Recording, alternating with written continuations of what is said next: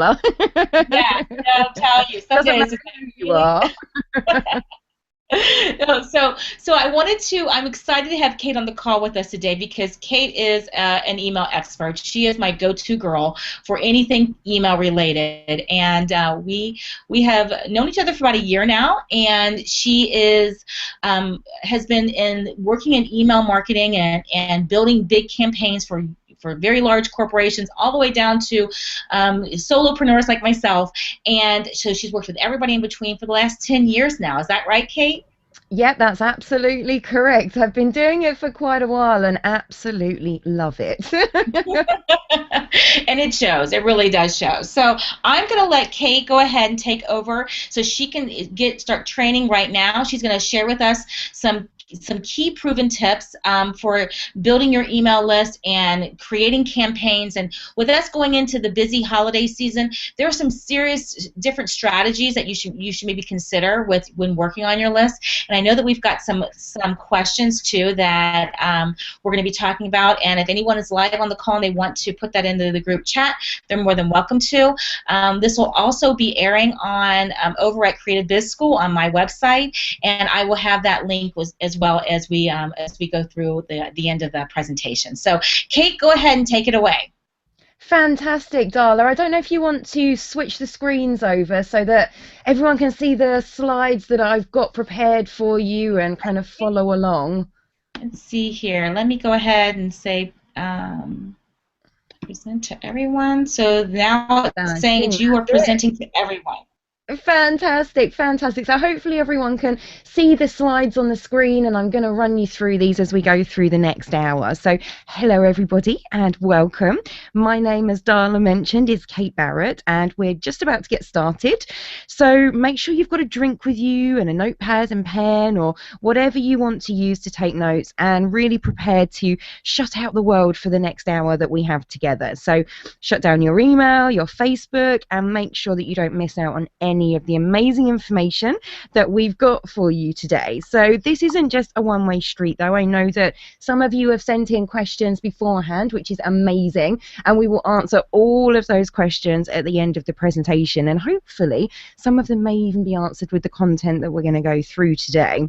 So I can see, obviously, we've got people on from all over the world. I know that Darla's reach in your community, Darla, is from all over the world. So I really just want to welcome everybody and really thank you for being here and spending this time with us today, because I really know, and I know myself, and Darla, I know that you know, as a busy entrepreneur and business owner, it's really hard to find the time to do these things, and I know your time is so precious. So the fact that you're here or listening to the replay really means a lot to me, and I've done a lot of work beforehand to make sure that this content really serves you. But as we said, we wanted those questions, and if you do have any other questions throughout the broadcast, just message Darla.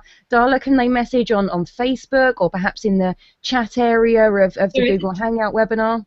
yeah, we've got a little chat group over here on the side, so we'll see if we get people in there. And I do have some questions, and I'll also be having it on a page on the website, and they can ask questions there too. So.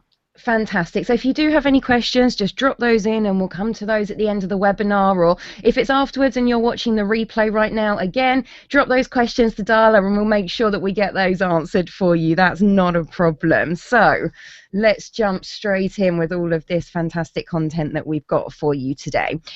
Because the reason that you're here is because that you probably know your customers are using email and they're spending their money. How many of you have been prompted to purchase by an email that you've received? I know I personally have bought things after seeing them in email, whether that's a product or service. Darla, I don't know about you. Have you ever purchased off of the back of an email that you've received? Yes, I I, have. Actually, I love Lululemon. Fantastic. We've even got an example. See, that's how enthusiastic you are and how they've really sort of stood out for you with the messaging that they're sending. So that's really, really great to hear. Yeah, And you can yeah. see the statistics on the screen really back that up, that people do purchase because of email marketing. So 44% of email recipients made at least one purchase last year based on a promotional email. You don't want to be missing out on those purchases. And people who buy products marketed through email spend a whopping 138% more than people who don't receive email offers. So if you're not sending emails out to your audience, you're really missing out on the opportunity to make sales. Here we've got another fantastic image from the Direct Marketing Association. And this came out this year, where every marketing pound you spent, if you implement email marketing in the right way, you can generate almost a £25 return on investment for every pound that you're spending. That's amazing. So if you're not currently using the channel, or you're just kind of dabbling in it and doing some emails ad hoc, hopefully this is really sort of starting to give you an idea as to why you need to be using email marketing. And here's another fact for you. A recent study concluded that email is almost 40 times better at acquiring new customers than Facebook and Twitter. So if you're spending time on those channels and building your sort of following through them, that's fantastic. But you need to be using email marketing to underpin those activities and the time that you're spending there to get those customers converting and coming through to purchase from you. Email is 40 times better at doing that. So that's an amazing statistic. Now, some of the other key benefits of email, and the benefits really are wide ranging, but just to kind of run you through some of the really key benefits. Email is a really targeted, direct way for you to contact prospects. You're getting straight into their inbox. So unlike social media, and let's use Facebook as an example, we all know that the reach on Facebook, the organic reach of pages, is dropping. And I believe that in January, it's actually set to drop even further. Wow. With email marketing, you're getting straight to people. You don't have to worry about putting that message out and hoping that someone sees it. You know that you're delivering it straight to them. And if you've made it compelling enough, then they'll open that email and act on your call to action. So Darla, obviously I heard your reaction there. You know, social media is one of those things that you don't own it. You don't own your Facebook page. You don't own your Twitter feed. These are all channels provided by someone else. So they can go away at any time, or as we can see, they can make changes to what happens, how they run at any point. And, you know, Darla, I know that you have a Facebook page and build a community there, and a lot of the people listening may well be following you there. And it's a really big topic at the moment, and something that makes it very difficult for advertisers. And Facebook are really sort of pushing people towards that page model, which is absolutely fine, but we need a way to get straight to people, and that's what email marketing really gives you. And you own your list. And you know, when someone opts in, until they tell you they want to unsubscribe, you own that list and can communicate with them on whatever topic you want, whatever subject it is. There's no rules around it. Again, using Facebook as an example, and I love Facebook. I'm not, you know, trying to do Facebook down. It's an amazing tool, but you know, competitions, we know that if you run a competition on Facebook, there's a whole load of rules and regulations you have to go through. Through email, you can do what you want. And that's why we became business owners, right? So we had the freedom and flexibility to make our own choices. And yet we let Facebook, as an example, dictate what we're doing there. So email really puts the power back into your own hands and lets you get straight to people who want to hear from you, who are interested in what you've got to say. And that allows you to build a relationship with people and then prompt sales. Now, you want to build a relationship because we know that a lot of the time, people don't buy from you instantly. The first time you meet somebody online, or they see an ad from you, or whatever that might be, chances are, and on some occasions it, you know, may happen, but chances are they need to have that relationship with you. Particularly if you're a small business owner, an entrepreneur, it's you. You are the face of your brands. They want to get to know you and build a relationship and see how you can help them get value, and then they'll buy from you. So email is a perfect channel to do both of those things. It's also very fast. So if we think about post, for example, you know, sending a normal letter through the post, through the mail, that can take a day, 2 days, maybe even longer if there's a problem, especially in the run-up to Christmas. There's usually problems with the post. I don't know about you guys in the US, but we usually have some kind of problem in the UK. Yes. It can take a long time. So if you've got a special offer that you want to put out to people, particularly again in the run up to Christmas, you need a way to contact those people that's really fast and really targeted and really direct. Email does that for you. You can send an email out to millions of subscribers if you have them on your list within minutes, if not seconds. It's really fast. So if you've got a special offer that's ending in an hour, you can still send that offer out to your whole list and it will get to them. Or a webinar starting in a very short amount of time, you can update people about that. So email is really, really fast. In email, everything is also trackable, and this is one of the amazing things about email. You know who's opened your emails, who's clicked on your emails, how many times they've clicked, which links they've clicked, who unsubscribed. There's a whole world of information. Everything is trackable. And with a little bit of extra tracking information, you can even track through to behavior on your website once they've clicked through on your email and through to what they purchase. So you can really see how your email marketing is performing and the money that it's generating for you. And you can also personalize your communications. So one of my key rules is if it's in your database, you can use it to personalize your emails. Okay, so if you have their first name, if you know what their first name is, you can use that in your emails. But you can go even further than that. If you have information about a previous product or service that they've purchased from you in your database, you can include information about it. You can target campaigns to specific people based around what they've done with you or what you know about them. Okay, so if it's in your database, you can use it to personalize your emails and really speak to people on a one-on-one basis. Now, you may be here because you're already using email marketing, or perhaps you've heard about email marketing but haven't quite taken the plunge yet and got started. Whatever stage you're at, there's a key question that you're probably asking yourself. How can I get the results that I'd like from email marketing?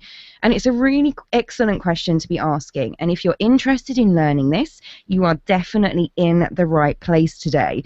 Because what I'm going to be teaching you over the next hour is how to use email marketing to market your business and increase your sales. So just a little bit of an introduction to me. My name, of course, is Kate Barrett, and I'm the director of Shine a Light Media and the founder of the Email Marketing Academy. And as Darla mentioned at the beginning, I've been working in email marketing for more than 10 years now. And that's really allowed me to gain a wealth of knowledge and experience about what works and what doesn't work across a range of different industries. But when I got started, all of this was as new to me as it will be to many of you, and I had no idea what I was doing. The first campaign I sent out, I was so nervous, pushing that send button for the first time, and even now, sort of sending emails 10 years later, I still hesitate for just a second before I press that send button. I think it's kind of an old habit, just to make sure that everything is okay and I've gone through all of my checks. It's really scary putting yourself out there. I know what it's like. I'm a small business owner and entrepreneur myself. I started my business a year and a half ago and moved away from the corporate world because I wanted to be able to help small businesses and entrepreneurs just like you, as well as the larger businesses, really make more of their email marketing and learn the really clever techniques that you can use to get engagement with your campaigns. So when I first started, as I said, it was really scary. I know exactly how you feel. I know what it's like to put yourself out there. But when I started, I kept learning, trying, changing, learning again, and increasing the results that I saw from the email marketing campaigns that I was working on. So, for example, one of the clients that I worked with in the travel industry saw an increase of over 300% in their conversion rate just after some simple changes that we made, some additions to their strategy, getting a bit clever. And that resulted in thousands of pounds of revenue from a single email campaign.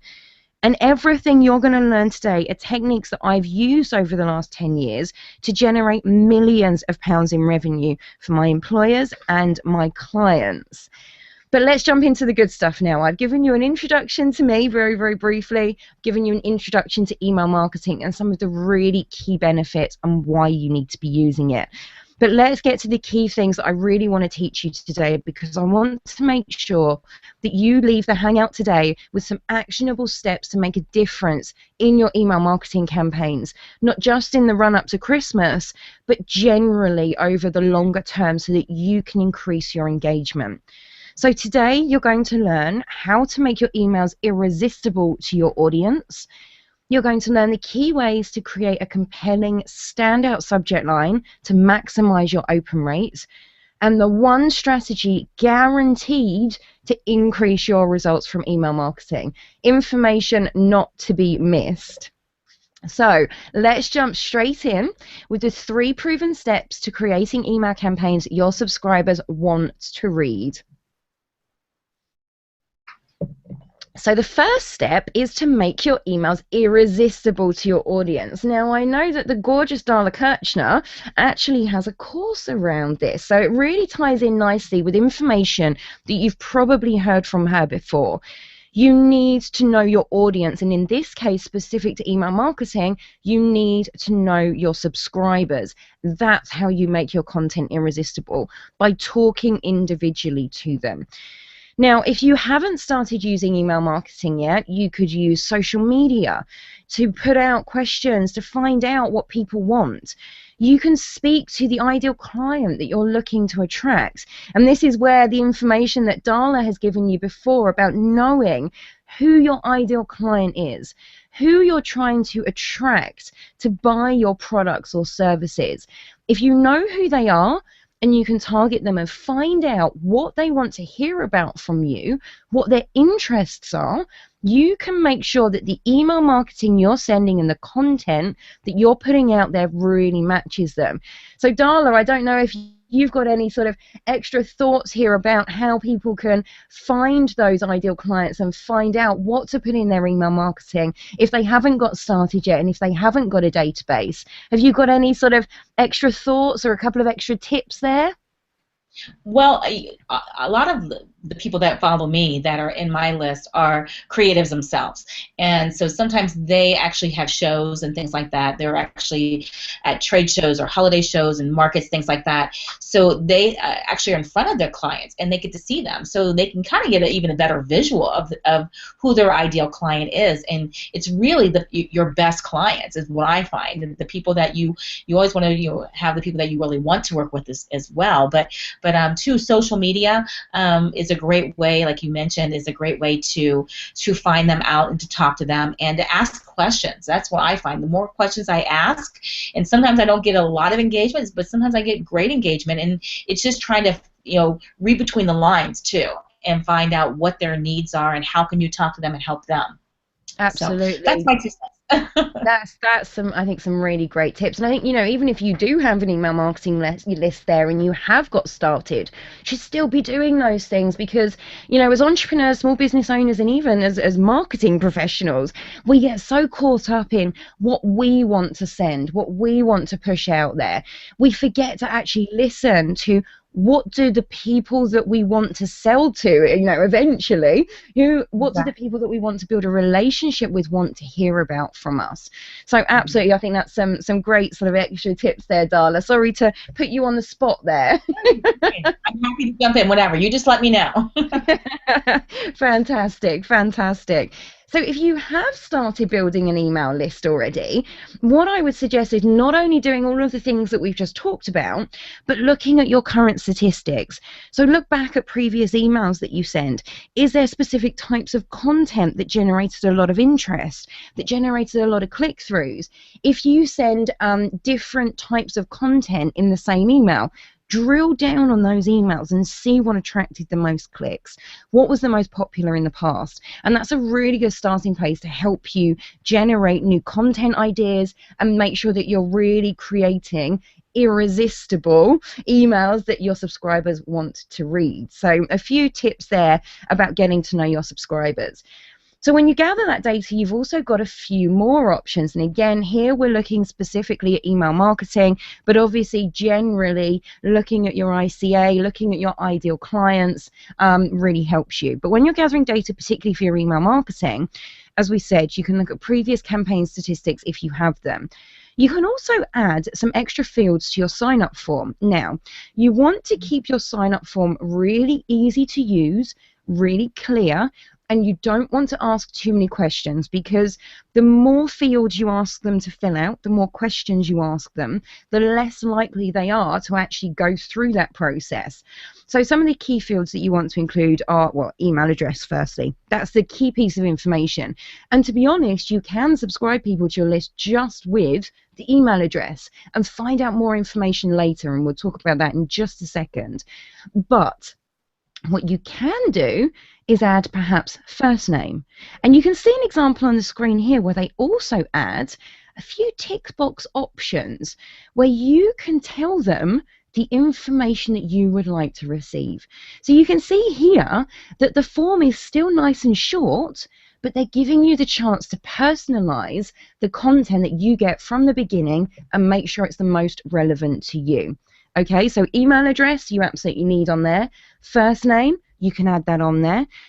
Also, you can add that interest information, but don't ask them too many questions. Keep it short and keep it easy to use. Now, after people have signed up, you can also send them out a survey. Now, you could also send out this survey on social media or through other channels.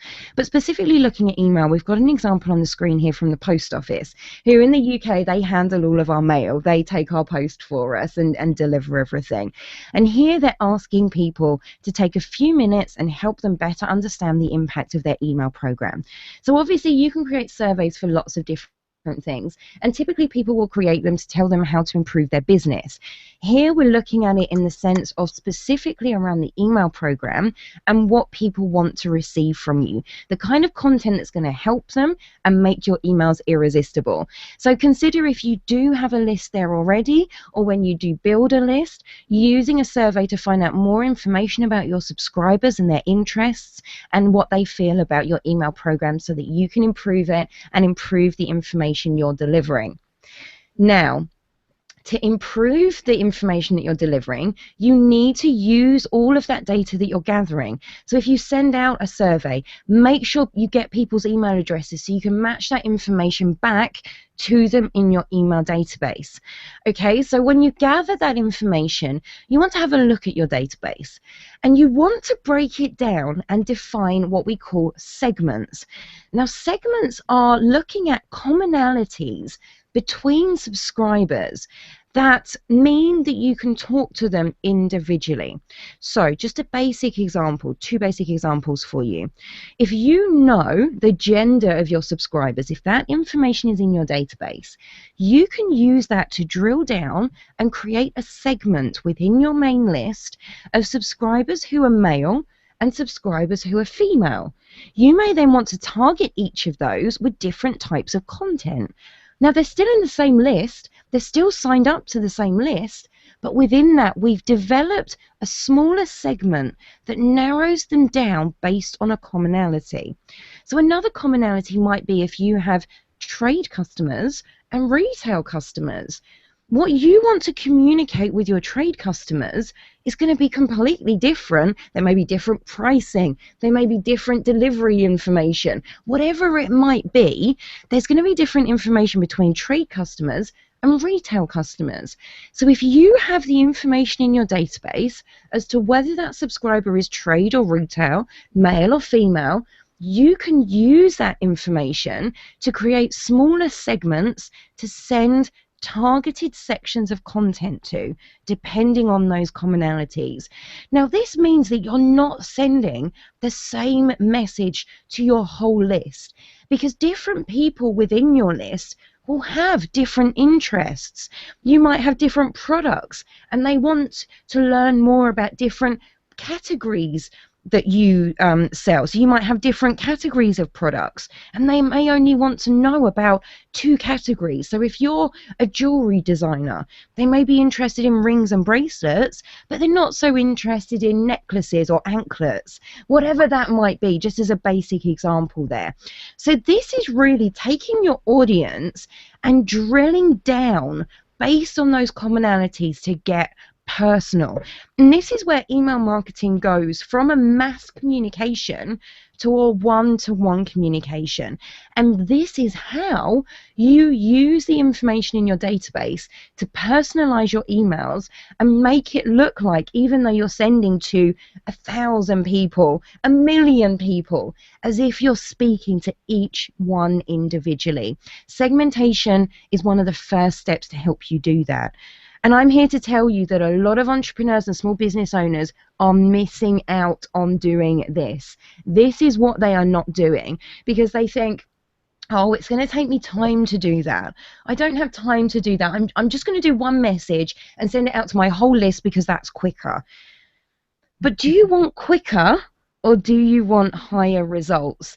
Do you want to create better content? Do you want to create a relationship with subscribers? If the answer is yes, segmentation is what you need to do. You need to break them down and find those commonalities.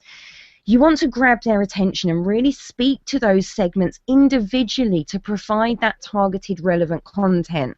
Be impactful and add value. And by doing that, by splitting them down, you're adding the most value to each and every subscriber, because you're catering for their needs, for their interests, what they've told you they like, what their previous behavior with your email marketing has told you that they like.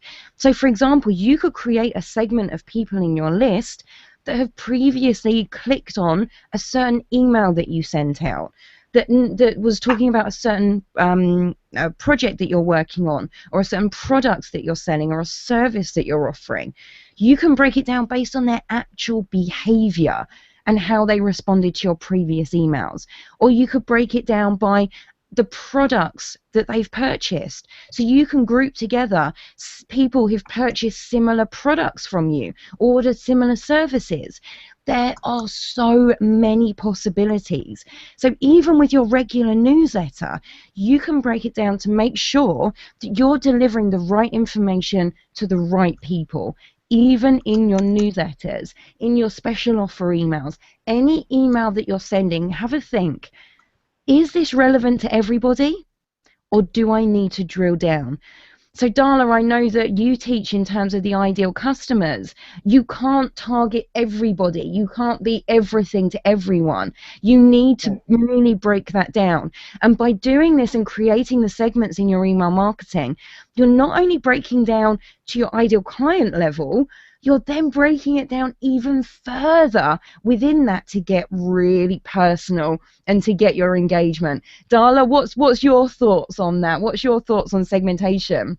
Well, you've really taught me a lot about this, and so I'm very much of a student of this and learning the value of it, and I see it, especially now that I'm starting to really apply it.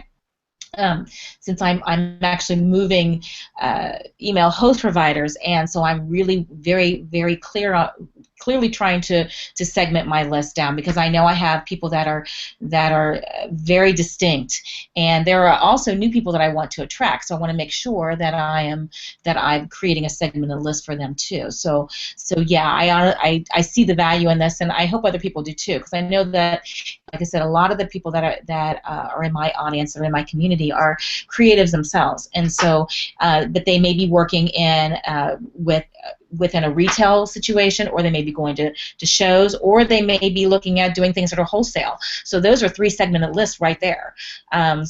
Or they may be working into a specific area of expertise and they want to branch out. So like they're working in a bridal area, but they also do proms and things like that. So those will be 2 separate lists. And so I've learned a lot from you on how to do that and the importance of it, because you really want to make sure that you're talking to that defined person, because when you're talking, I try to always talk like I'm talking to one person, because then I feel like it gives you a much more personalized feel. And the second thing is I always try to make sure I'm talking like I'm myself. Absolutely, no, you're absolutely right. Yeah. And I'm going to be really sort of evil and kind of pick on you now, because I know that something that something that you've done is something that a lot of people do, and this is where again segmentation can really help, and this is where you're using the technology to your advantage. So I know, Darla, and I know you're making changes at the moment after we've kind of had a discussion, but you had previously in your email system lots of different lists. So people who'd come in from different places, and you had, you know, a whole list of lists in your email system. And I know that that could be overwhelming sometimes. And how segmentation can help you there is that you only need one list. Okay, so unless you want people to be able to sign up for multiple offers that you're doing, so for example, if you've got a sign up incentive and you want people to be able to sign up for multiple offers, then that would be slightly different. But you've got to remember that obviously if people do that, they're going to be receiving multiple series of emails from you as you start sending out to these different lists. You could duplicate with your newsletter that goes out. It gets really messy. What the better way to do is to merge all of those lists together and tag people. Now, there's different ways to tag people in different email systems, but effectively it's creating a field in the database that tags them, perhaps coming from a specific opt-in source, or, you know, whatever other tag it is that you have in your business, whether they're trade or retail or wholesale or, you know, whatever it might be in your business. So Darla, I kind of picked on you there because I know that's something that has kind of frustrated you in the past and has been quite overwhelming. And sort of just as an example of how segmentation could even help you today, you could amalgamate those lists together. So what I do is I have a field in my database that's the opt-in source, where people came from. So I know which sign-up form people came through from, or which opt-in offer people came through from. And what you can do is amalgamate all those lists together by simply tagging people in your database, you know, in the different way that you have your lists separated. And I know, Darla, that's something you're doing at the moment. Yeah. Yes, it is, and it really does help because then, yeah, because you do get people coming in from all sources. That's one of the beauties of using social media to drive people to your website and for them to see value that they want to get onto your list, is they're coming from different places. So yeah, so you and I've had these conversations like, okay, how do I make sense of all this? And so yeah, so tagging I can see would be a very big a big thing to do, and so I'll be definitely talking to you about that more. Absolutely, absolutely. So, you know, that's something for our listeners today, our viewers, that they could go away and do, you know, straight after the webinar. Amalgamate those lists together. Have that tag in there, that field in your database that marks down where they've come from. But you don't need those separate lists. Trust me. I've done it for 10 years. You don't need them. You will confuse yourself. Having it all together and having different segments also means you're not going to duplicate emails to people, which is the worst thing when you suddenly receive 3 emails in a row from that company, guaranteed to get you some unsubscribes there. So segmentation is really, really valuable to provide that information, but also in terms of helping you organize everything. So it's just really kind of interesting to remember that. And I think it's also really key to remember that when you ask people for information, you need to use that, and you need to make sure that you deliver what they want when you said you were going to send it. You know, another key to creating those irresistible emails is consistency and delivering what they want. So make sure that you do that as well. Now, I want you to take action on this first point, and if you have a current database, have a look at it. See what information you're currently collecting, and are there any gaps? So would you like to start segmenting as to whether they're male or female, or trade or wholesale or retail? If you do, are you actually currently collecting that information? If you're not, you need to find a way to collect it, either on your sign-up form, through a survey, however that is, to link it straight back to your email subscribers. Create a survey if needed, adjust the sign-up form, do what you need to do to make sure you're gathering that information to make your emails more personal. And then start to break it down and create those segments of different types of subscribers and create email campaigns to talk to them individually. So that's our first tip. Now let's jump straight into the second tip, because we've got a lot of content for you today. So we're going to move through quite rapidly, but hopefully it will give you, as I said, lots of actionable tips to really get you going. So the second tip is to create a compelling standout subject line to maximize your open rate. You don't want to leave your subject line to the last minute, because if subscribers don't open your emails, they're not going to see all of the other amazing content that you've created in order to click through and convert and build a relationship and make the sales. So the subject line really is the first place that you need to start, and you really want to craft your subject line. You also want to be specific and don't be deceptive. Now, this is a legal requirement, whether you're in the EU or you're in America, and particularly in America, it's absolutely in the Can Spam Act that you need to have a really clear subject line and it can't be deceptive. So the more specific you are as well, the more likely you are to attract people who will actually click through and convert from whatever you're telling them. So be specific. Now, Darla, I know I've told you this before, and it's a little bugbear of mine that I'm going to sort of address right now, and that's to take the statistics that are on the internet with a pinch of salt. I love statistics that are on the internet, and I'm kind of pausing here for a second, and again, I'm not on a downer about internet statistics because I think that they are a great starting place, but here's an example. If you read a statistic that tells you to send out your emails and the best time to send them is 10 o'clock on a Tuesday, and everybody starts then sending their emails at 10 o'clock on a Tuesday, it very quickly becomes the worst time to send your emails. So, also, what has worked within those statistics may not necessarily work for your industry and your subscribers. Different industries, different companies within industries, different subscribers within different companies, down to the segments, will work with different techniques. So, for example, again, you'll see statistics out there that tell you a shorter subject line is better than a longer subject line and will gain you higher open rates. And whilst in some cases that is absolutely true, in some cases, it's not true. So, for example, I've seen longer subject lines generate slightly lower open rates, but the objective of the campaign wasn't to generate open rates. It was to generate engagement with the clicks and then the conversions to sale. And what the longer subject line did, because it was more specific, even though it generated slightly lower open rates, it actually generated higher click-through and conversion rates because it was more specific. So the people who were opening the subject line that was slightly shorter were a more general audience and not as segmented, not as targeted, not as drilled down on as those who opened the subject line that was longer. So take the statistics on the internet with a pinch of salt and find out what works for your subscribers. Use those statistics as a starting point to work from. Now, I'm going to come back to this and how you do this and where you work from to in a minute, because that's our tip for guaranteed success. So let's come back to that in just a moment. But take those statistics with a pinch of salt and just use them as a starting point. Now, I want to give you 2 techniques to crafting irresistible subject lines. Now, there are lots of techniques, but we've only got a limited amount of time today, and maybe perhaps Darla will pick up on another webinar where we go into more detail and look at even more techniques for your subject lines if that's something that you guys are interested in. But today, we're just going to look at 2 main ones.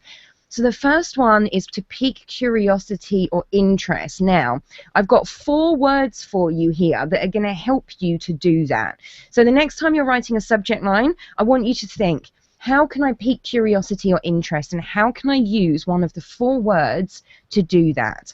So the first word is how. How I overcame this problem. How email marketing saved my business. It suggests a story, and as we know, stories sell. So how is a really great word to use to construct your subject line. The second is these. So, for example, are you making these mistakes with your email marketing? Do you consider these statistics to be important? It suggests that there's going to be multiple things that they're going to need to consider, that they need to know, and it intrigues them and piques their interest. They want to know, what are the mistakes that they're making? Are they making those mistakes? It piques that curiosity. So the third word is why. Why you need to be using email marketing to grow your business. Why these companies succeeded where others haven't. It asks a question. We all know that questions pique curiosity. So why is a great word to help you form those questions.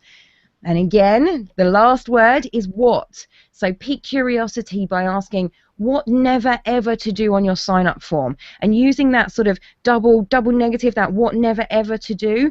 That's a really great technique as well to extend the what. What did 100 companies say their top way to generate revenue was? They're intriguing, they pique your interest, you want to know. What did those 100 companies say? I want to know. I want to generate that revenue. Okay, so those are just some of the words that you can use, but it gives you a real start to creating subject lines that pique curiosity. And on the screen, you can see just a few examples of emails that I've received that do exactly that. So the next time you're writing a subject line, definitely try out some of those words and see what it does to your open rate. See if it helps to increase your open rate. Now, the second technique is to ask a question and really entice the subscriber to find out more. So we saw actually using the previous words, some of those were asking questions and piquing their curiosity. Questions really help to do that. They entice the subscriber. Rhetorical questions are great. Questions like, who else wants to grow their business, whatever that might be. Who else wants to increase their revenue in the run up to Christmas, whatever that might be. It piques curiosity and it really draws people in. So again, on the screen, I've got just a few examples there that really do that. You know, are you ready for mobile marketing? Want to know the guaranteed price of my car? Well, yeah, I want to know the guaranteed price of my car. Excellent. Right, let me have a look, see what that is. Okay, so it piques curiosity and really gets them involved. Now, I've got a bonus idea for you here, and I know all you creatives are going to love this one. It's adding a little bit of design to your emails. So you can add symbols or glyphs, so that's kind of their technical name, but let's just call them symbols, funky symbols. You can add funky symbols to your subject lines. Now, you need to be careful here and make sure it makes sense to use them. Don't just use them willy-nilly and put them everywhere and use them in every single subject line you send, because it kind of defeats the object of them. So let's look at some ways that you can use them in a really, really good way to make your subject line stand out. The first is as a separator or punctuation. So you can see on the screen here how they've used it and used the flower symbol to break up the subject line, to split it into those two sections and used it as a separator. So that's one little idea of how you can use it if you want to talk about two elements in your subject line. You can use them to replace a word. So we all know that the heart symbol stands for love. So we've got an example here that shows whose love are you aiming for this Valentine's Day? We all still know what that says, but it really makes the subject line pop. Or, and this is probably the one that you guys are going to like the most, you can use it as a decorative or design element. So you can see with the example on the screen, we have the aeroplane symbol. And they're talking about round the world flights. So it absolutely makes sense to use that as a design element in the subject line. So don't just think about email in terms of your actual email creative, your template design. Start having a think about your subject line design and how you can make it a little bit more funky. So you can see the example that's been on the screen as I've been talking about symbols. Can you see how the subject line above and below don't have symbols, but the one in the middle with the symbols really pops, stands out in your inbox? Okay, so symbols are a really good way, something to have a look at that could really work to help your email stand out. Now, just a couple of words of warning. You need to check rendering before you send. So this is checking that the symbols look the right way, look how they should do in different email clients before you send your email, because some symbols don't work or may look different in different email clients. So for example, what you see in your Hotmail account would be different from what you see on your iPhone or Android device. So make sure you do testing before you send your email to make sure that that symbol that you're using does work correctly. Now you can see on the screen there are some symbols that are accepted by most email clients, and if you use Unicode glyphs you should be okay. Now that sounds really technical, I know, but there is a Wikipedia link here which, Darla, perhaps you can send that out to people in a follow-up email, or you know, sort of below the video, just to send people to that Wikipedia page where they can have a look at those symbols. But just make sure you test beforehand. Now, you're probably sitting there thinking, Kate, that's really lovely and I would love to give that a go. How on earth do I do it? Okay, well, don't worry, I got you covered. It's really, really simple. Usually, you just need to copy and paste into the subject line, okay? Double check with your email service provider, your ESP, just in case you need to enter the code instead of the symbol. So check that out in your email service provider's support desk, or contact their support, drop them an email, and just ask them how you add symbols into your subject line. But in most cases, it will just be a case of copying and pasting from the symbols that are shown on that Wikipedia page, for example. So it's really, really easy to do. There's no sort of major technicalities required unless your ESP asks for you to insert them in a different way. It's just pure copying and pasting, which I'm sure, you know, sort of everyone from the least techie to the most techie should be absolutely fine to do. So give that a test and see what happens. Okay. Now, I've got another kind of little tip for you here. Now, I am not affiliated with these guys. You know, the company is not owned by me. I have no connection to them whatsoever. But it is a really cool tool, and at the moment it is free. And again, Darla, perhaps you can put this link for everybody after the hangout as well. But what this does... Fantastic, fantastic. So what this system does, and it is free to use at the moment, and again, I'm not affiliated with them, so I can't guarantee it's always going to be free, but it's worth checking out if it is free. It uses an algorithm to predict open, click, and bounce rates of a subject line. Okay, now obviously here we're looking specifically at open rates. Now again, I would take this with a pinch of salt. And have a look at actually what performs for your audience. However, again, if you're really struggling to develop subject lines, or you're finding that your open rates are really low, you can use a tool like this to really point you in the right direction and move you forwards to increasing your techniques and increasing the engagement that you get from the techniques that you're using. So definitely have a look at that tool and use it as again a starting point to use those techniques, try out different subject lines, and give you a place to start from with your subject lines, because I know it can be quite daunting when you're sitting there thinking, well, that I don't know what to write and I don't know what's going to work. This will really help you to make a start with that. So that's my kind of little tip of the day in terms of an external tool there that you can use. And of course your ESP might have something specific to them. I know MailChimp has a tool where you can research different words for subject lines. Absolutely use those tools, but again, just use them as a starting point, use them as a guide to work from. So, oh, I've gone a little bit ahead there. Let me just go back. So just take action on that second step. Have a look at the techniques you're currently using, if you're currently sending out emails, and what's working for you. Would any other techniques work better for your audience? And have a look at that. Start breaking down. The next time you send an email, have a look. Can you pique curiosity or ask a question in your subject line and see how that works for you? If you haven't started with email marketing yet, don't worry. Keep this in mind for when you send your first campaign. It will really sort of set you off on the right foot to getting email marketing success. So let's get to the really, really good stuff, and the one strategy guaranteed to increase your results from email marketing. Now, before we get into this, I'm going to take a gulp of drink because this is the serious stuff, so bear with me a moment. No problems. Kate, we got about 10 minutes left before we get to 2 o'clock. I just wanted to give you a time frame. Fantastic, fantastic. Brilliant. I told you we had a lot of content to squeeze in, so hopefully everyone's still with us. I know we're going quite fast through the content, but hopefully again everyone's getting some really actionable tips to take away. So let's jump into this, and I'm going to reveal the one strategy guaranteed to increase your results from email marketing. Testing! Woo! Test. So true. Test again. Absolutely. You have to test everything, because different techniques, different designs, different colors, different imagery will work for different companies, different industries, and different segments in your audience. So as I mentioned earlier, even with the subject lines, this is what we were going to come back to. You need to test your different subject lines and find out what works best for your audience and the different segments between your audience. Okay, so take those industry statistics with a pinch of salt as a starting point, but do testing to find out what works, because testing is critical to your email marketing success. If you take nothing else away from today, please run a test on your next campaign, because it will get you results. Now, I'm going to caveat that. I had a client who came to me and said, okay, Kate, what can I test in my emails? First thing I suggested that he could test was his subject line, and to test adding a first name into his subject line.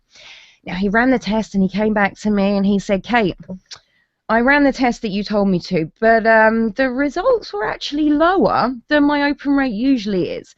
My response was, fantastic, that's brilliant.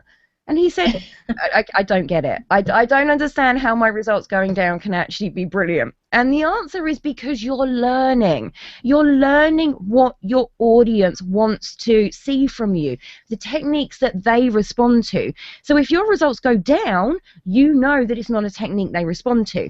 Now, the other caveat here, and something just to mention when you're testing, is that if you've been doing something for a long time, doing a single test isn't going to get you a valid result. It's not going to get you a trustworthy result, okay? So what I mean by that, again, to give you the example from my recent client, was the subject line format that he'd been using for about the past year. Every email that he sent out was the same format of subject line, okay? So people were very used to seeing that. They were very sort of drilled into, this is the subject line that you're going to receive. And it was all sort of very robotic in that sense, okay? So by making a very, very small change to only one email wasn't actually a true test. So what I said to him was, okay, and again, he has a very, very small list as well. So if you've got a small list, this is also really, really critical. But even if you have a large list, this is something you should do. Test multiple times, okay? So particularly if you've been doing something the same way for a very long time, run the test multiple times to actually get a true result. Because what this guy saw was that after 2 emails where the results actually slightly decreased, the next email and following on from that, the results then started to increase, okay? So it's as people sort of get used to seeing that change, particularly if you've embedded them into a certain technique, a certain way of doing things for a long time. Don't give up after one test, and don't give up if your results go down after one test. Now, obviously, take that into consideration and don't keep running the same test forever, because obviously if the results are going down, the results are going down. But use that as a learning of what your audience don't like, and use that as a springboard for your next test, okay? So let's break down some of the items in your email that you can test. So I'm going to pop them all up on the screen so that you can see them. There are lots of different things, and what we've got here is just a few of them.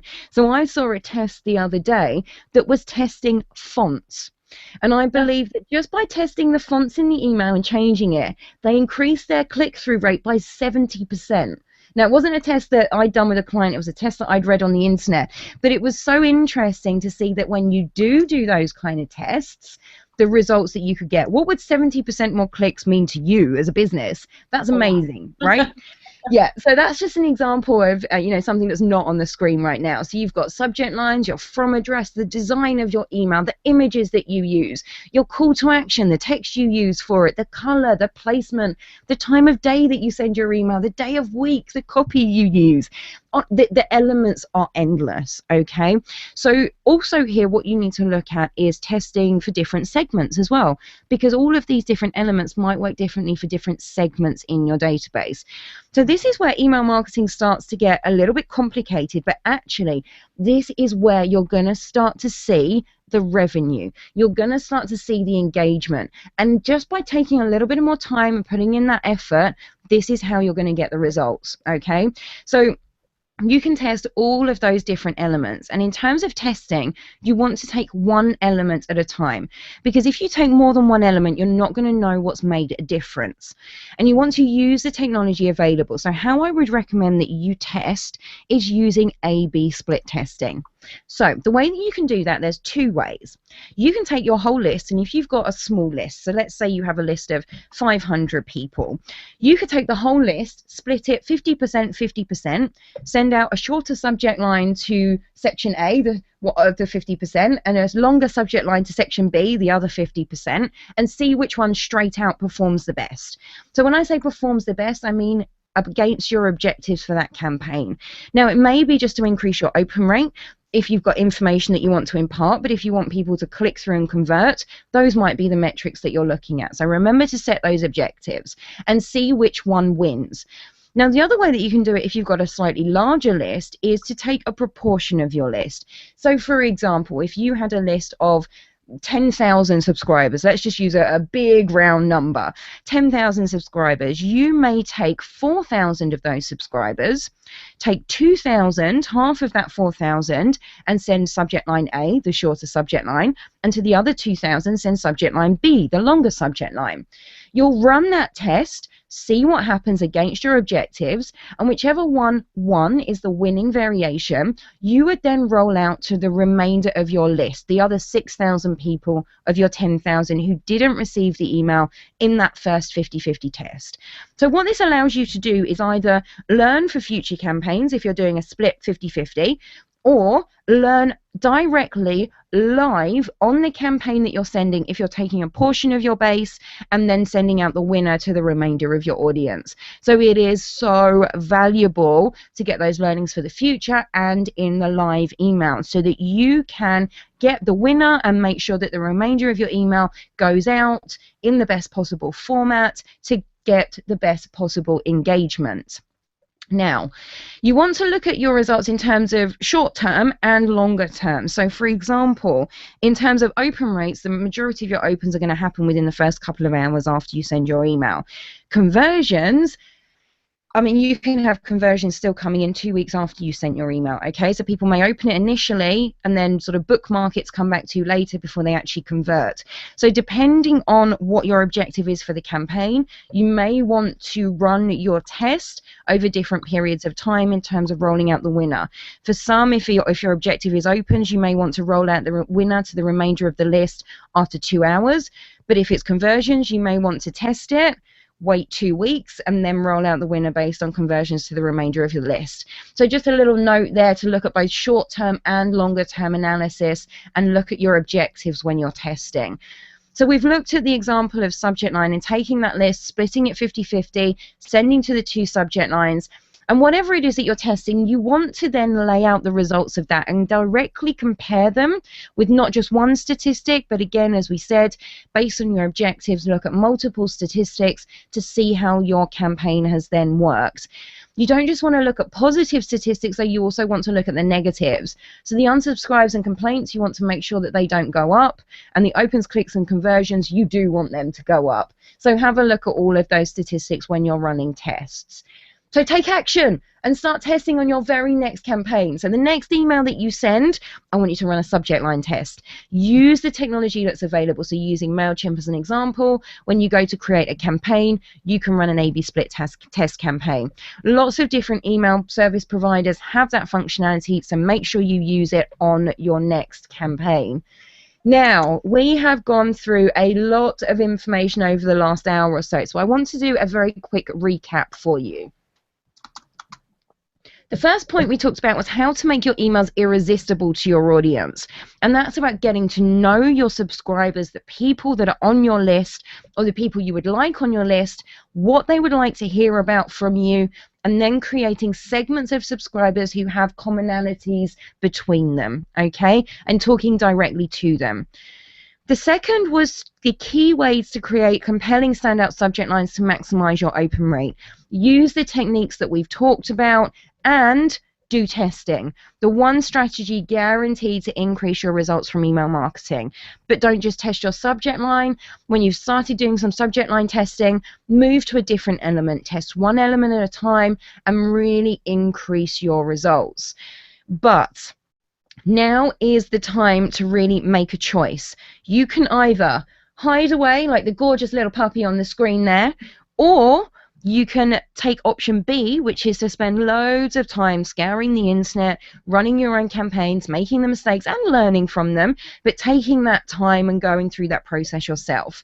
Or you can take a shortcut and follow a proven step-by-step system to make sure you minimize your mistakes and start to create a successful email marketing program to build a relationship with your subscribers and generate revenue sooner rather than later, because that's what we're here to do as entrepreneurs.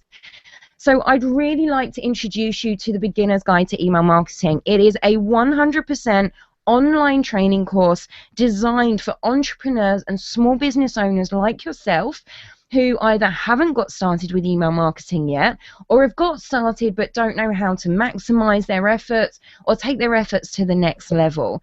because it's time to get the customers you deserve. And email marketing can help you to do that because it underpins every other marketing channel that you're using.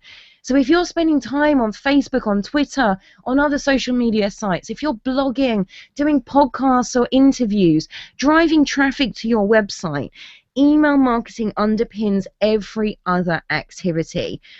And the Email Marketing Academy and the Beginner's Guide to Email Marketing take you through what you need to know step by step. We've got 9 modules of amazing content for you, delivered via video tutorials, worksheets, templates, checklists, a whole mountain of real-life examples, and an end-of-course quiz. And you can get access to all of the modules 24/7, 7 days a week, wherever you are, whenever you want to, as long as you've got an internet connection. And you get a lifetime membership to the program. So any updates that are made, you will have access to those. You also get to become part of our exclusive online community where you can share your email marketing tips, tricks, and successes with everybody else. Now, the amazing thing here is that we offer a no-risk money-back guarantee. So if you're not 100% satisfied with the course, you can simply hand in your notes and completed worksheets from the first 4 modules so that we know you've really given it a try and gone through that valuable information, because we know, and I know, how much of a difference it's going to make in your business.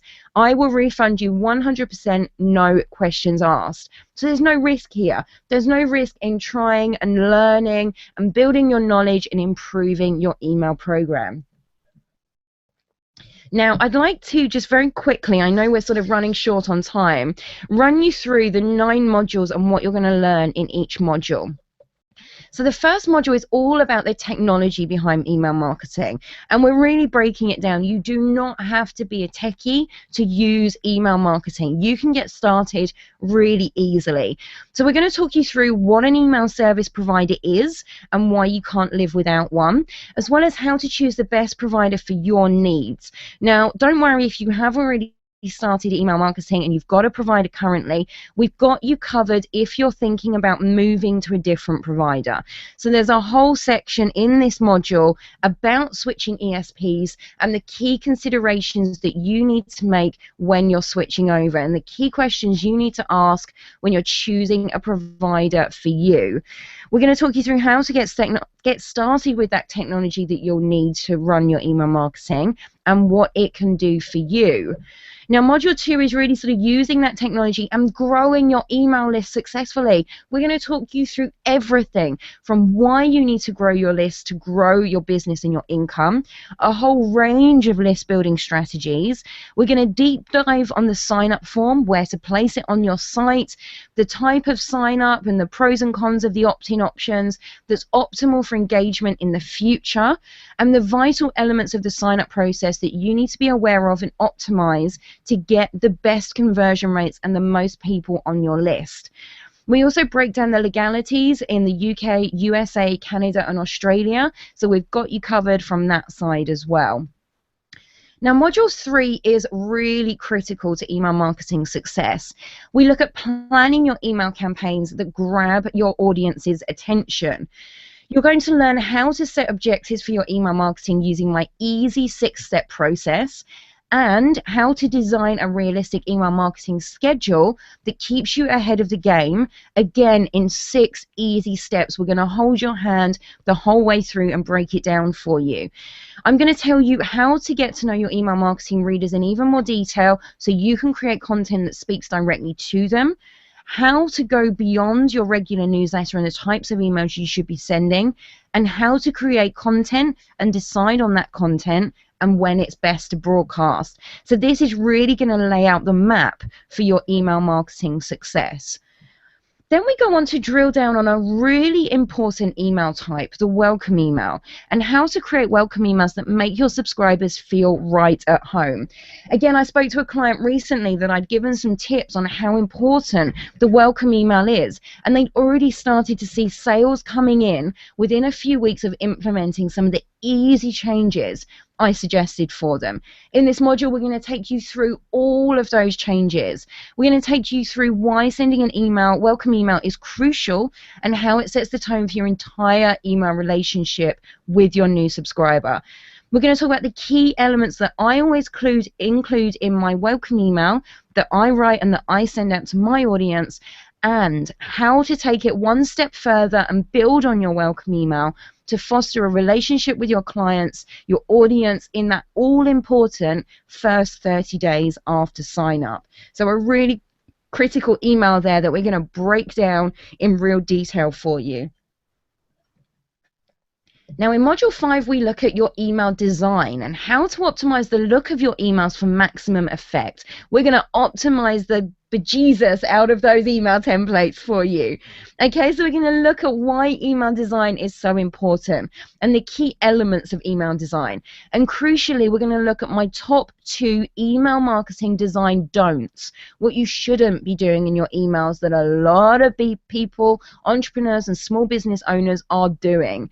We're going to look at why it's crucial to design your emails so they can be viewed and actioned on a mobile device. And I'm going to break down the anatomy of an email for you, section by section, and deep dive into the 5 key creative elements that you should optimize in your emails for maximum engagement.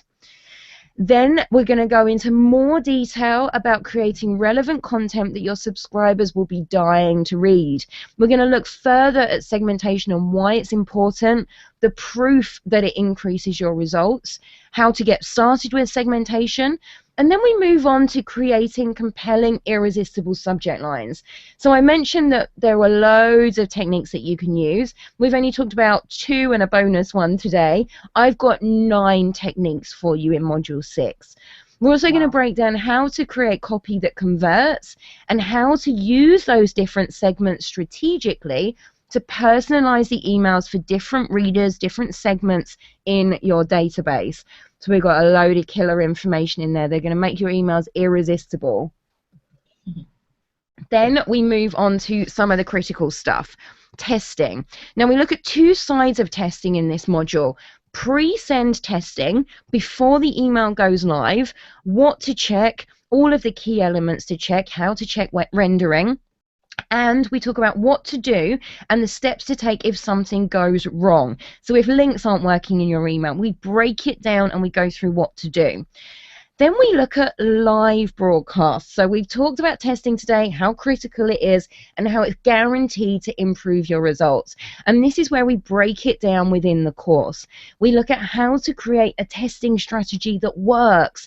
So we've talked about testing and what you can test today, but not how to create a testing strategy to really keep you on track with running those tests. We're going to talk about 2 key ways to test elements of your campaigns. And again, today we've talked about one way, A/B split testing. There's another way that you can test your emails as well. And we're going to talk about the key elements of your email to test, to increase your response rates, and go into more detail there.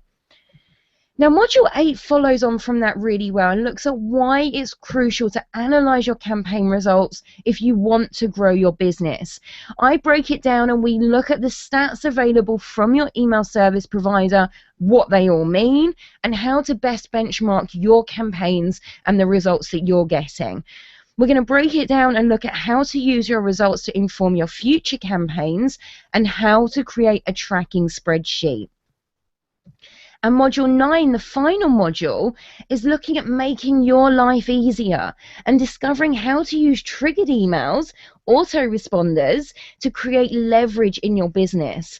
We're going to be looking at what a triggered email is, how you can use them to work less and make money while you sleep, as well as how to use triggers to automate your email marketing, save you time for something else you want to do in your business, and help you to develop a profitable sales funnel to really build that relationship and generate the revenue. And we also look at ideas for triggered emails outside of that, including a reactivation campaign and how to use that to re-engage subscribers who haven't opened or clicked on your emails for quite a while and get them back into the fold. So if you're just starting out, or you're really struggling to get email marketing fully, or you simply want to take your email marketing to the next level or get started in the right way, this course is for you. If you want to learn how to increase your reach, your engagement, your sales, and build long-lasting, profitable relationships with a highly engaged customer base, this course is for you. If you're passionate, motivated, and serious about your business becoming a success, and you're willing to invest time and energy to boost your knowledge and your skills and your confidence and improve the communications that you're currently sending, optimize how you're using your list, and most importantly, automate your email marketing so you can leverage your time better, this course is for you. But it's not for you if you want results but you're not willing to invest that energy in making them a reality. And if you struggle to implement new skills without that one-on-one extra hand-holding, this isn't for you. It's going to walk you through everything step by step, but I'm not going to be there with you every single second going through the course, in person, live. Obviously, I'll be with you all in spirit. I'm watching over you all, but I'm not going to be with you to do that extra hand-holding. If you're generally an impatient person who expects overnight success, this isn't going to be for you. Email marketing is highly effective and can get you that success and grow your business, but you have to put in the effort. You have to put in the effort to create those campaigns. So I want to just give you a little taster of some of the students that have already been through the course and what they thought of it. So we've got a testimonial here from Jeff Milan, who says, wow, what a fantastic course. While being very simple to follow, it was the most resourceful course I have ever done. From being an email marketing beginner, I now feel like I'm a pro. This course has changed my approach to email marketing and is already increasing my business income from some of the simple techniques I learnt on the course and have been implementing so far. Thank you, and I would recommend this course to anyone who uses email marketing. Whether it's just a few emails you send or thousands, you can gain valuable knowledge. And then we've got another testimonial from the gorgeous Darla Kirchner. Darla, I don't know if you want to kind of tell us live, rather than me reading your testimonial here, what you thought of the Beginner's Guide to Email Marketing and how it's helped you in your business. Well, I use it as a resource guide too, and now I'm looking through and I actually made some notes because there are some modules I need to go back through because now that I'm moving things around and changing up a little bit. But it has been fantastic. I had no idea the depth that you go into with this program, and that's why. And learning from you and talking to you and learning from this course, I've really been able to implement a lot of new ideas and things, and making sure that I'm following through and testing things that I never would have done before taking the course. So I highly recommend it. That's one of the reasons why I had you on here, and I know the value of email marketing because of, it's something that I wish I had known 10 years ago, honestly. I wish I had known you and you had this course years ago so that I could have been building my audience and building my list and talking to the right people and helping them. That's really the biggest thing, is that, you and I are both very service oriented, and we're avid learners and we're avid teachers, and we want to share what we know works, and this works. So absolutely, absolutely. That's fantastic. So there we go. You've heard live what it's like to be on the course, which is fantastic, fantastic. So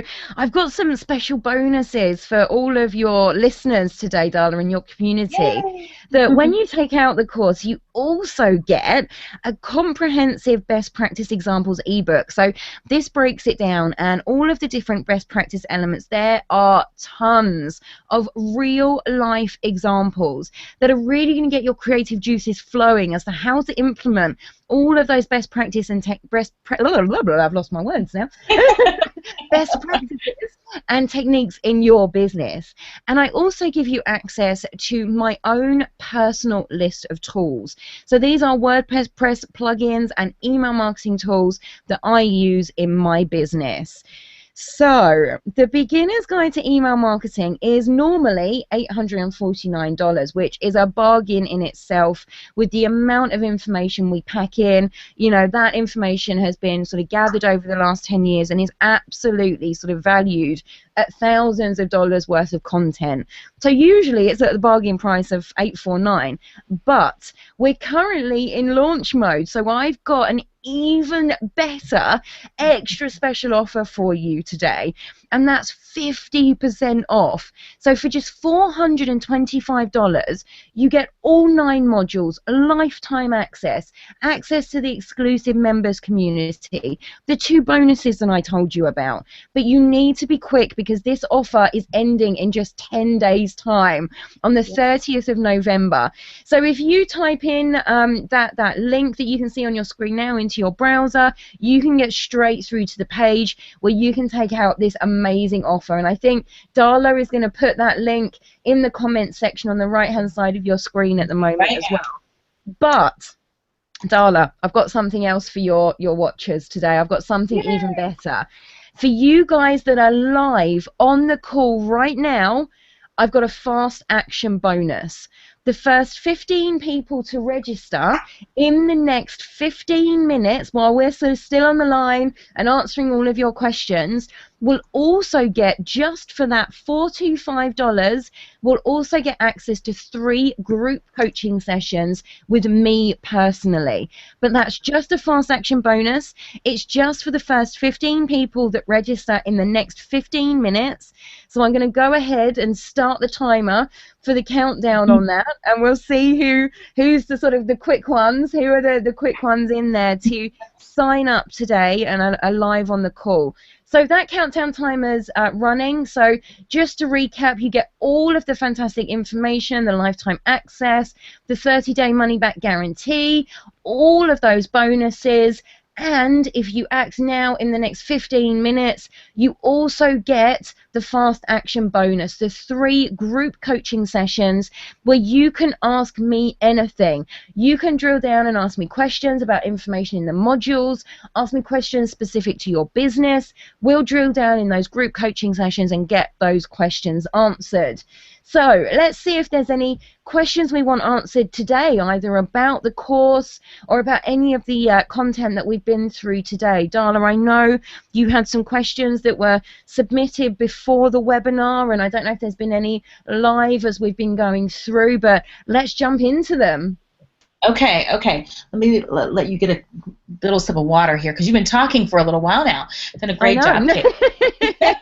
Hopefully it's been useful, though. I know we've packed a lot into the last hour or so. Yeah, you really did provide a lot of great. I hope that it's really got people's wheels spinning with all of the different things that you can do with email and email marketing, and a lot of valuable tools that you can use. So I was able to get some questions here, and so I'm going to start with one here.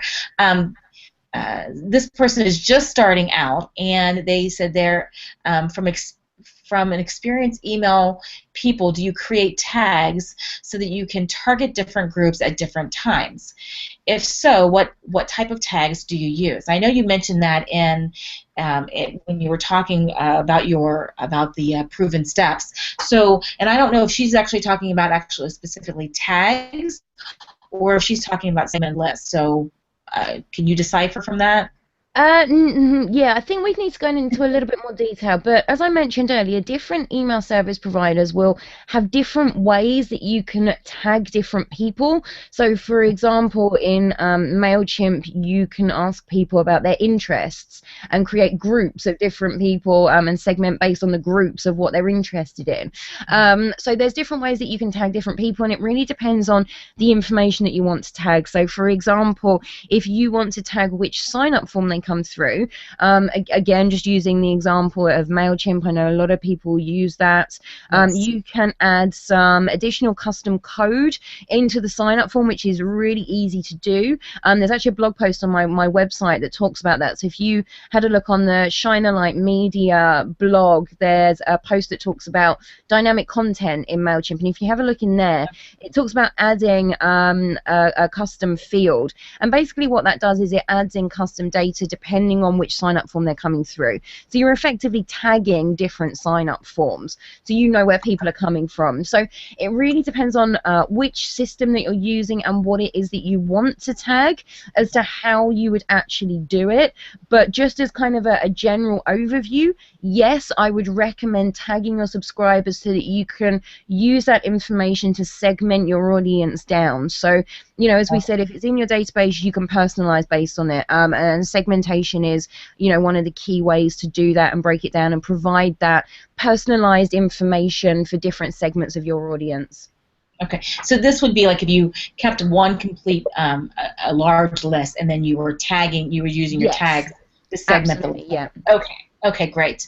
Okay, well, another question I have here is, I've been steadily growing my my email list via shows and her blog. Hmm. She's had some success getting signups at shows. On her blog, she offers a free download as an opt-in, but it Hmm. seems to be she's getting slower results for people to opt in. She'd like to get a better ratio of signups on her blog posts. Is there any Okay. suggestions that you can give her? Yeah, absolutely. So the first thing is how much traffic is going to those blog posts.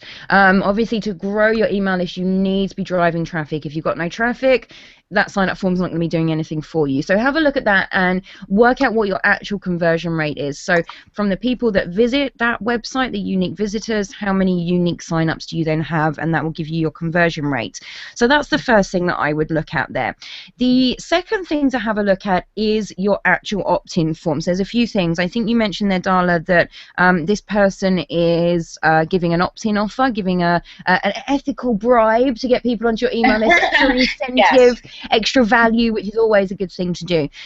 It Uh, may be that that is not actually quite hitting the mark, and it may be actually on the bottom of blog posts that you don't want to offer an opt-in offer and an extra incentive, because if they've gone through your blog post already and got to the end of it, they've obviously loved it if they've read your whole blog post. So the incentive then is to get more articles like that, more fantastic information.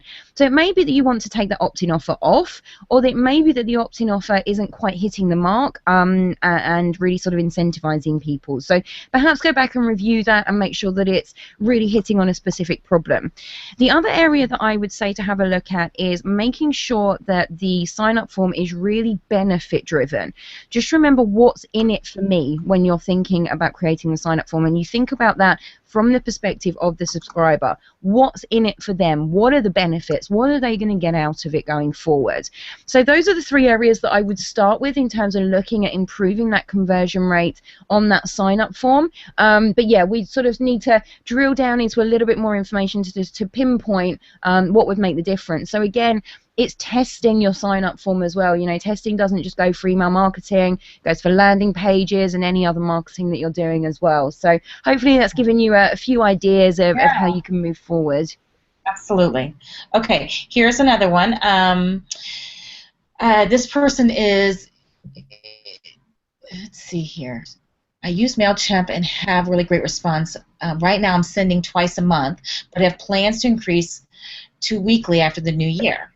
I give my subscribers discounts or free downloads, not offers anywhere, not the offers that she doesn't provide anywhere else, and she tries to make them special. Her concern is that increasing it to sending out weekly emails, what kind of content should you be providing, or any suggestions on where she should start, because she doesn't want to keep saying go to my e-commerce site or things like that. So I guess she's looking for some ideas and is a little concerned Okay. about going weekly to send out weekly emails. Yeah, okay, so there's a couple of things here again. The first thing is if your subscribers have signed up and opted in to receive emails monthly, or sorry, what was the frequency that she's doing at the Twice moment? a month. Yeah, she's So doing it if twice a month now, but she's planning on going to weekly after the first of the yeah. year. Okay, so you have to remember that you're doubling the amount of emails that you're sending, okay? Right. So you need to make sure that on your sign up form you're letting people know that for new subscribers coming in. You're setting their expectations about what they're going to receive. The current subscribers that you've got on, if you just increase that volume, you may well see your unsubscribes go up, you may well see your complaints go up. So that's people pressing the spam or junk button. The way to avoid that is to ask people if they would like to receive emails every week. And if they don't want to receive them, carry on with the 2 a month. Now, obviously, again, that means some segmentation and breaking that down. Again, it depends how big your list is. Look, if you've only got a very, very small list, so let's say you've got 100 people or a couple of hundred people on your list, to be honest, go ahead, do it. Take that slight negative that may come from it, warn them that it's coming, and if they don't want to receive those extra emails, that they are more than welcome to unsubscribe. If you've got a really large list, you need to ask them, because that could cause you some major problems if you don't ask them. In terms of content that you can send, I think what we've been through in the Hangout today is kind of key for you. You actually need to ask people, ask those subscribers that you want to get on board, ask your current subscribers what they want to hear about from you, because there's no point in sending an email for the sake of sending an email. You want to make sure that every email is valuable, and as you said in your question, not to always send those sales, to send those valuable emails, but sort of not knowing my business, it's very hard to, not knowing your business, sorry, it's very hard to really drill down on specific content you should be sending. But tips, tricks, information, videos, anything extra that you can offer, but ask your audience, ask what they want to receive from you, and yeah, get out there and ask them. That would be my biggest tip. Okay. Okay, great. I'm writing these down so I can have them for them. So brilliant. And we should probably mention there's only just over 5 minutes left on the timer for people to get in and take advantage of the fast action bonus. So the offer at 425 is available until 30th of November. And Darla, again, I'm sure you'll send out a reminder for people so they won't miss out on that. But the fast action bonus is only available for the next 5 minutes. So if you're live on the Hangouts, then this is the time to get yourself those extra bonuses as well. Absolutely, yeah. And then yes, and I'll definitely be putting this out on as a replay, so that the people that are interested and they would like to get the information, and also to go over and be a part of the program, because it is a really great program, and there's so much information that Kate provides in it, that in great detail. She's taking a lot of time and effort to put this together, and I know how much it's helped me, and like I said, I continually use it as a resource. So that's something that I plan on doing it, going back and referring to some of the modules, so that I can reset up my new list with my new provider. So I'm excited about that. So okay, I'm going to ask another question. Okay. You've got a lot going on in your email marketing world at the moment, haven't you, Darla? I do. It's a good thing I got my hair done. Yes, I do, and that's the interesting part, is like when you start to realize this, you realize how important it is, and you start to see, if just one change, like by going from going twice a month to every week, that can make a big difference to the people that are on your list, and absolutely. As long as you're providing that valuable, really quality content, and as I said, not just sending an email for the sake of it, because otherwise it will damage you. I totally agree, and actually, sending more email in that case, if it's valuable, if it's targeted, can absolutely increase your results. So it's it's not a bad thing, but you just kind of need to manage that. So right, hit me with another question. We've got just over 3 minutes. Here's another one for you. Okay, so this person says her list gets about 35% response rate, so she gets a good open rate, it sounds like. Yeah, not bad at all.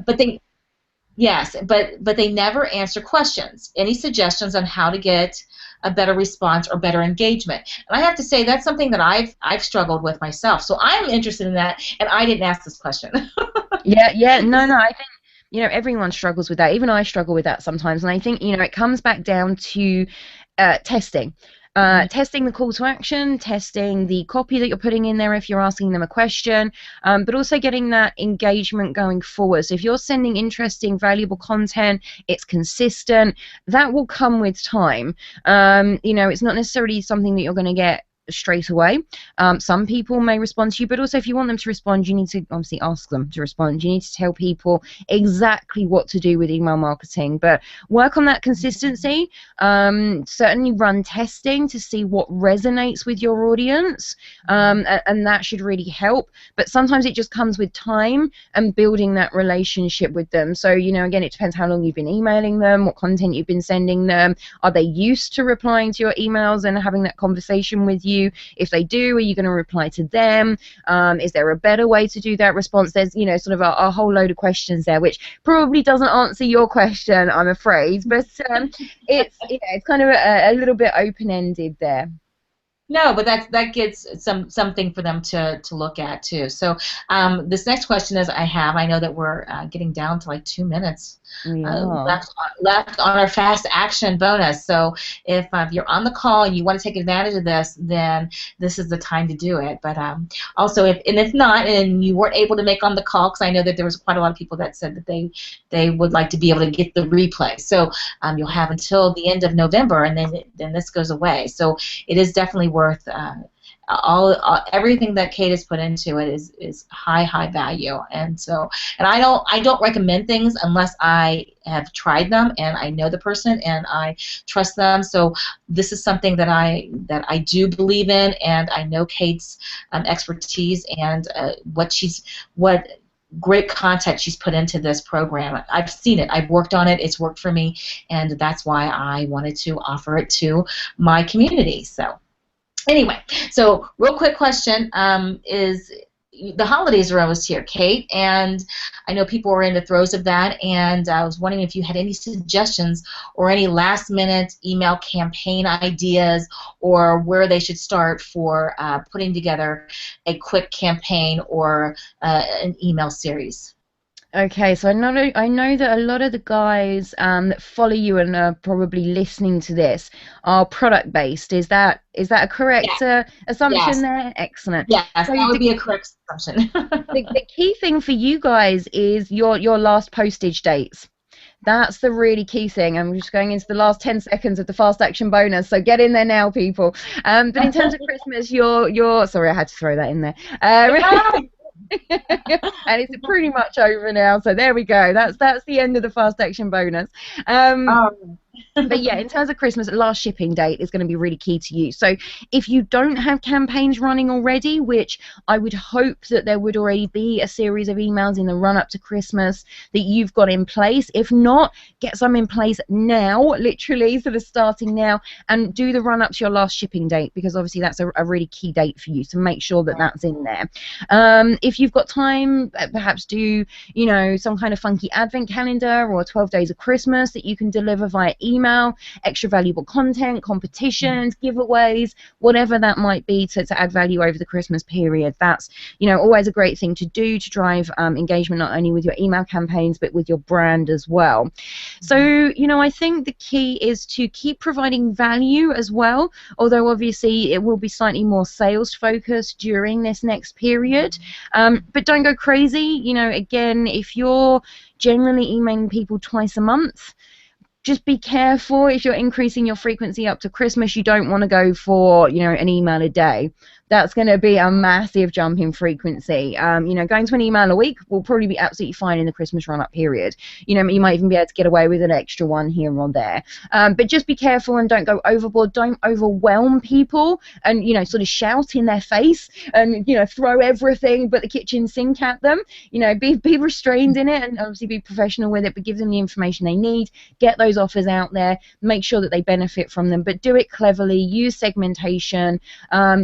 Use things like if you send out an offer email and 2 days later send out an email to anyone who didn't open or click on that last email to follow up from it. So you're not sending it out then to everybody. You're segmenting your list to only those who didn't respond to it the first time. Change up the subject line. Make a reference to the fact that you sent them an email a couple of days ago and you noticed they haven't taken out your amazing offer, so you wanted to make sure they didn't miss it.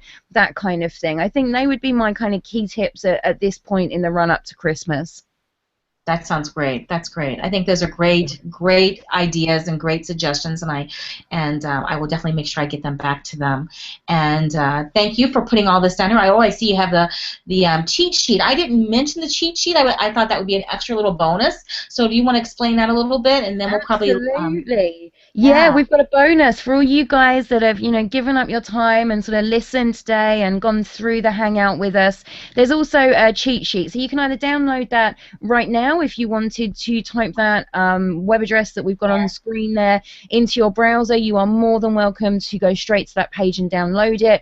But Darla, I know you're also going to send the cheat sheet out in an email or link to it underneath the webinar so that viewees can download that as well. But an extra little bonus bonus that just really breaks down and gives you all of the key points that we've talked about today, just to make sure you haven't missed anything, and really lay it out for you, because I know we've gone through a lot today.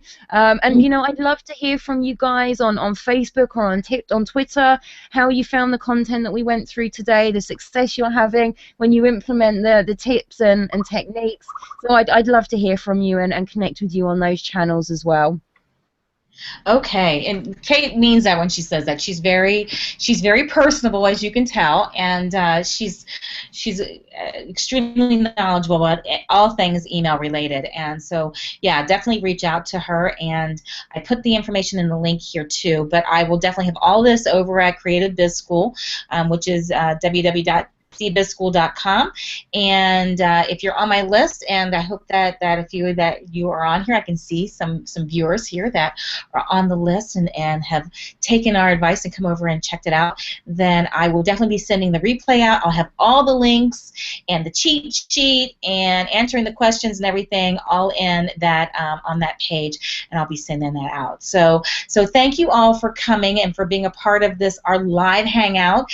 And Kate, thanks so much for sharing all your expertise and your program. And I know that it's going to help a lot of people. I know how much it's helped me, and I appreciate you coming on the call. You are so welcome. I have really, really enjoyed sort of going through everything and providing all of those tips for your audience. So I hope to see as many of you on the program as possible, of course, but also through Facebook and Twitter. And I'm there to answer questions if you need me, and just generally talk email marketing because I love it. So thank you so much for having me on today, Darla. Oh, you are so welcome. Thanks again, Kate, and we'll talk to you soon. Perfect. Speak to you soon. Bye. Bye. Thanks, everyone, for coming, and I appreciate you being on the call today, and we'll make sure we get all this information out over at creativebizschool.com. Take care and have a great day.